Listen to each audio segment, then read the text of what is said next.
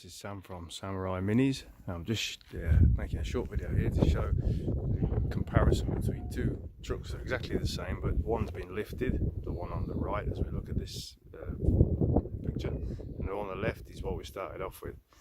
This truck, which now looks pretty tough, used to look like this one, at the same height with the factory wheels on it, but now this one's got a 3-inch lift kit and some different wheels with mud tyres on,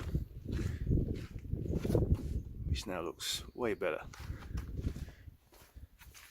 Even with these mud tyres, they're quite a low profile tyre, you can see that, but they've got plenty of space, plenty of clearance, so they don't catch anything, doesn't catch the handbrake cables or brake pipes or anything like that, and it's quite a bit higher than the standard one, as you can see.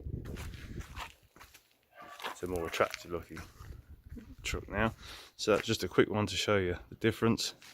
Doesn't cost loads of money to do that, and anyone interested in making their truck look tougher, this is a good idea. Thanks for watching.